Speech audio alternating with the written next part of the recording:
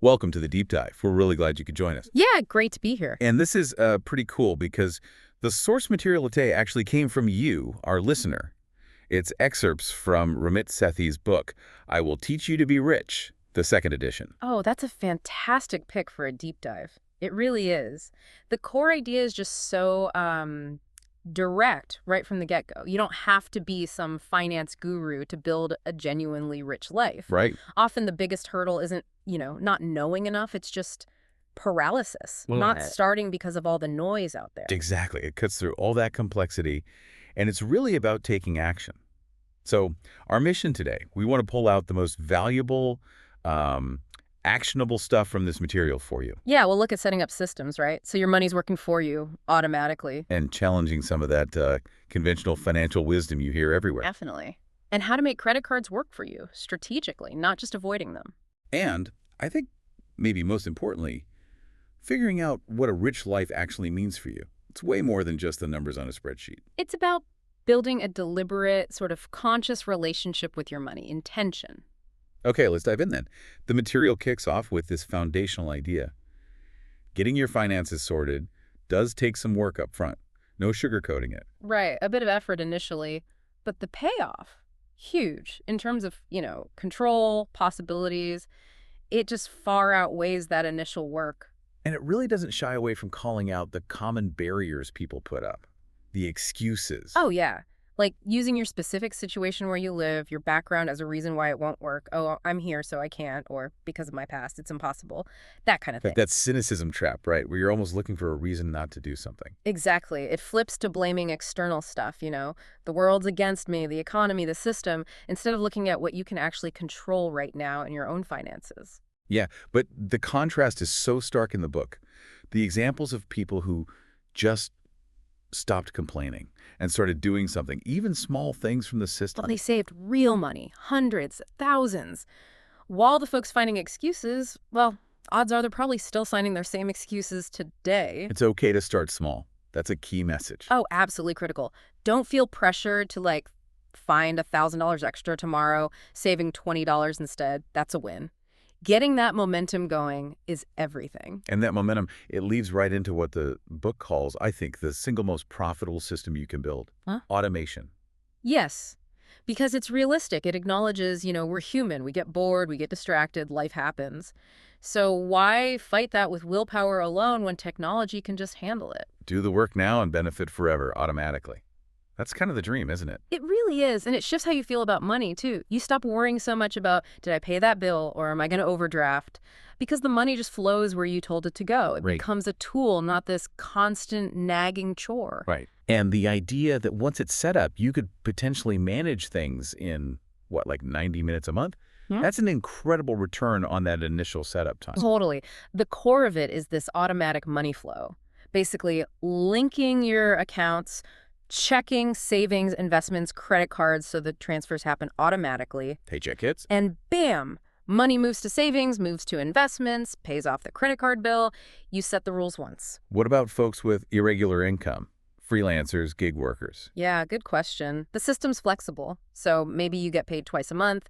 You could set it so the first check covers, the must-pays, the bills. Okay. And the second check. That automatically funds your savings goals, your investment goals. You just tailor the flow to your income rhythm. Okay, so you've got the money flowing automatically. What's the next big piece? The conscious spending plan. Yeah. Directing that flow. Right.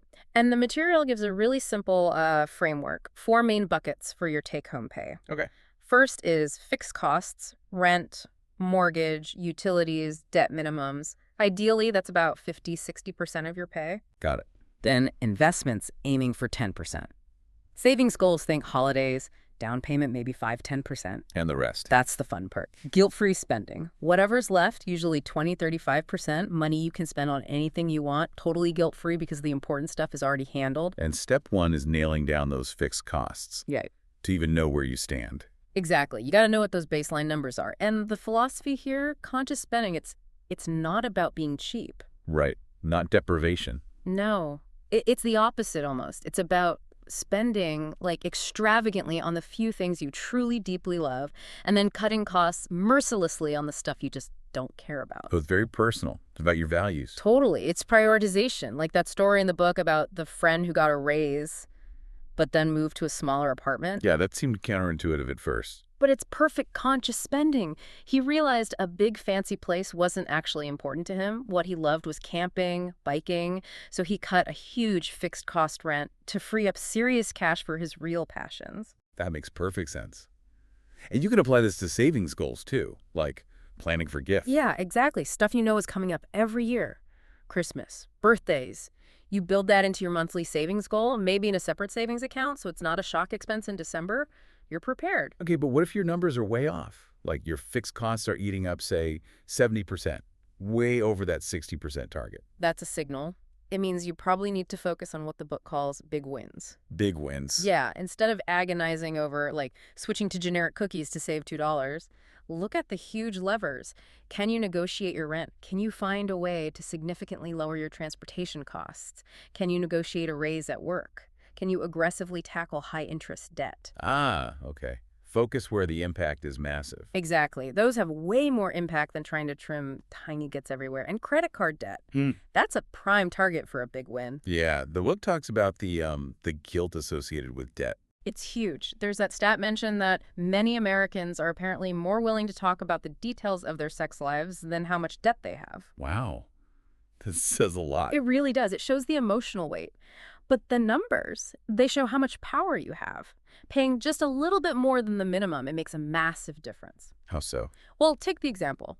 $5,000 debt at, say, 14% APR. That's the interest rate, right? Right. If you only pay the minimum, it could take you decades and cost you thousands upon thousands in interest. Okay. But if you pay a fixed $100 a month instead, you slash years off the payoff time and save a huge chunk of interest. Pay a fixed $200, even faster, even more savings. So even relatively small fixed payments consistently have this enormous impact. Tremendous impact over time. And the book gives concrete steps, including one that honestly surprises a lot of people: negotiating your APR. You can negotiate the interest rate on your credit card. Right. You know, like, does that actually work? The success stories in there are pretty amazing. One person apparently called their card company right there in the bookstore after reading that section. No way. Yep. Used a simple script from the book and boom, got their APR lowered and even got some past interest credited back. Another example, dropped their rate from 18% down to 11%. It's often just a quick phone call. 5 minutes could save you serious money. Okay, so related to credit cards, the material actually encourages using them, right? Not just defensively, but like Yep. offensively. Exactly. It's not about fearing them or cutting them all up. It's about using them responsibly, strategically, to actually get benefits. Play offense, like you said. And a huge part of that is your credit score. Oh, absolutely fundamental. That score, usually your FICO score, is like your financial reputation. It affects everything: getting an apartment, car loans, mortgages, even sometimes cell phone plans or insurance rates. And that mortgage example in the book is pretty stark, isn't it? Eye-opening. It shows on a typical $200,000 mortgage over 30 years. Someone with an excellent credit score versus someone with just a poor score could pay over $70,000 less in total interest. $70,000 difference just based on that score. Just based on the score determining your interest rate. It's massive savings on big purchases. And the number one thing that impacts that score makes up like 35% of it. Simple. Paying your bills on time every single time. Which loops back to automation again. Exactly. Automation is your best friend here. Set up auto pay for minimums at least, ideally for the full statement balance. What happens if you do mess up and pay late? It can cascade. Yeah. First, your score takes a hit, then the APR on that card can shoot up, sometimes to a penalty rate of like 29%. You get hit with a late fee. Ouch. And here's the kicker: it can sometimes trigger rate increases on your other credit cards too, even if you've been perfect with them. It's called universal default, though it's less common now. It can still happen. Wow, okay, so one mistake can really ripple outwards. It can, but the message isn't doom and gloom. You can recover from mistakes, especially if it's just a one-off, maybe a few days late before it even gets reported. Calling them can sometimes help. So beyond just paying on time, what are other ways to, optimize credit cards? Play offense? Well, negotiating fees is a big one, just like negotiating the APR. The book provides actual scripts you can adapt. Scripts. Like, what do you say? Something like, you call up about a late fee, you're polite but firm. You mention, I've been a customer for X years, always paid on time. State that the late payment was a mistake, and then say, I'd like to have this fee removed. I'd like to have it removed, not could you maybe remove it? Subtle difference, but Yeah, it's assertive, not passive. digest. And often, especially for a good customer, they'll waive it. Okay, what else? Checking for secret perks. Hmm. The advice is to call your card companies and even your bank maybe once a year. Just ask, are there any special promotions or benefits available to me as a longtime customer? And things pop up. Sometimes, yeah. They might waive an annual fee, offer bonus points, extend your credit line without you even asking, things like that. You don't get if you don't ask. Right. Proactive value. Exactly. And another powerful tool is using the credit card dispute process. If a merchant messes up or you have a faulty product, paying with a credit card gives you way more leverage than cash or debit. How so? The card company has a formal process. You dispute the charge, they investigate, and they often withhold payment from the merchant while they do. It's like having an advocate. The book uses an example of fighting an unfair cell phone cancellation fee this way. Makes sense. So how many cards should you actually have? Is there a magic number? The material suggests for most people, maybe 2 or 3 is the sweet spot. Gives you options, a backup maybe, covers different reward types perhaps, but it's not overly complex to manage. What about churning? Opening tons of cards for bonuses. It acknowledges that some people do that, but also flags the risks. More cards mean more due dates to track, more potential to slip up and miss a payment, which negates the rewards fast. For most, simplicity probably reduces more financial stress. Okay. And tied to cards is, well, banks. The material seems pretty critical of traditional banks sometimes. Yeah, it definitely calls out how they can profit from fees, charging you to use another bank's ATM, then your bank charging you too. Fees for low balances, things like that.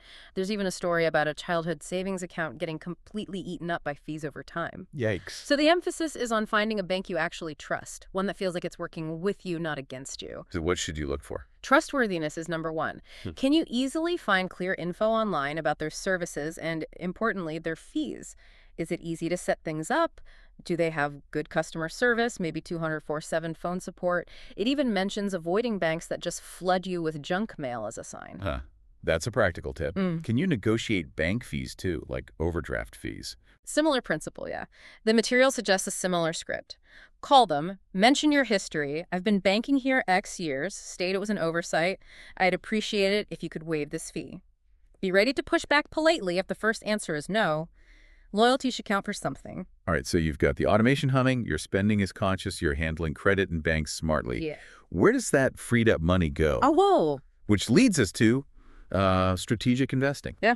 For the long haul. Yes. This is where your money really starts to, well, multiply itself over time. The difference between just saving money and investing it is crucial over the long term. How so? Well, if you just stick, say, $1,000 in a savings account for 30 years, with inflation, the actual buying power of that $1,000 will go down. It won't buy you nearly as much in 30 years as it does today. Okay, so saving isn't enough long term. Not to grow wealth, no. But if you invest that same $1,000, let it work in the market. Over that same 30 years, historically, it could potentially grow to maybe over $10,000, maybe more, depending on returns. That's the power of compounding. Your money earns returns, and then those returns start earning their own returns. It beats inflation and actually builds your wealth. But investing scares people, right? There are all those fears, those invisible scripts the book talks about. Like the fear of losing it all. That's probably the biggest one. Friends or family warning you, oh, the market could crash, you could lose everything. Yeah. And while market downturns happen, the point made is that with diversification, not putting all your eggs in one basket, losing everything, is extremely unlikely over the long term. But the hidden risk people ignore, the risk of not investing, that's a guaranteed loss of purchasing power to inflation year after year. And what about the idea that investing means you have to be like constantly trading stocks, day in, day out? Total myth, according to the material. That's often portrayed as necessary because, well, it makes financial services seem complicated and necessary. It doesn't have to be like that at all. Or the idea that rich people have all these secret loopholes? Also mostly debunked for the average person. Sure, the ultra-wealthy have complex strategies, but for most of us, the most powerful tools are the tax-advantaged accounts already available, things like 401ks at work or IRAs you can open yourself. Focus on maxing those out first. And the big one, I just don't know how to invest. Yeah, and the book validates that. It's a real reason people don't start. It seems complex. But the counterintuitive point, you actually don't need to be a financial expert to invest successfully. Really? Why not?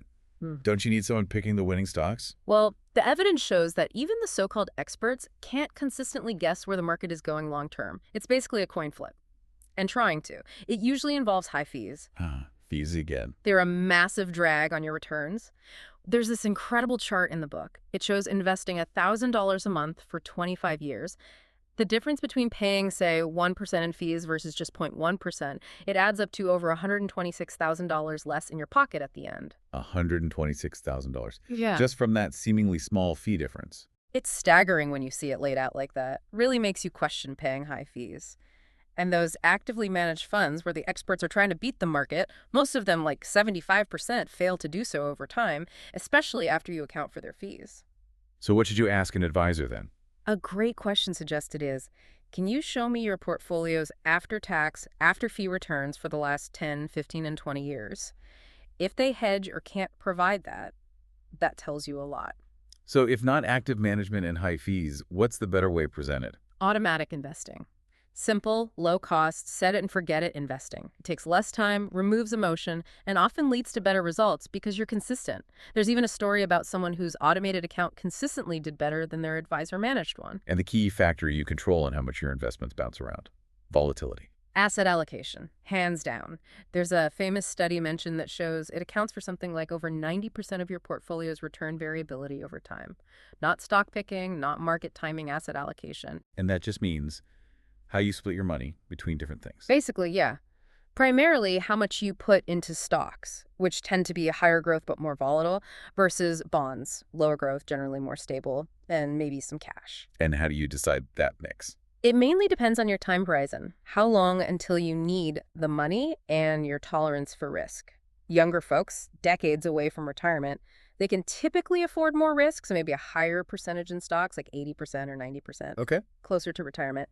You want more stability, so you'd shift more towards bonds. And diversification within those categories, different types of stocks, different types of bonds, protects you over decades, not just year to year. So what are the recommended, simple, low-cost ways to actually do this automatic investing?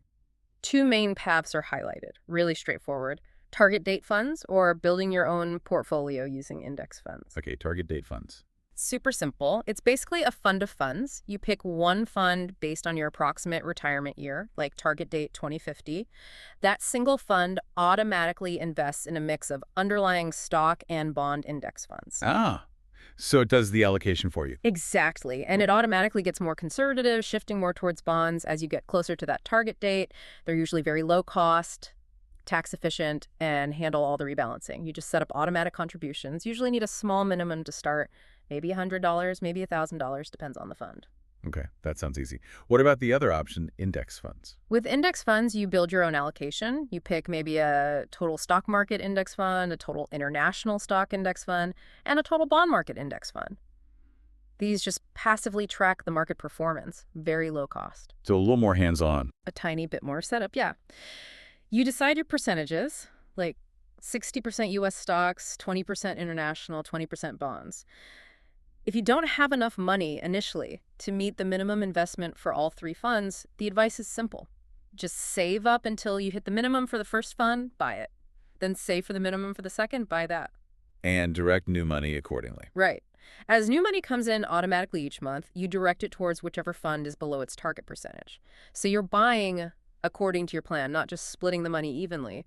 Over time, you build your desired portfolio. And that relates to rebalancing, keeping those percentages on track. Exactly. Over time, maybe stocks do really well and bonds lag.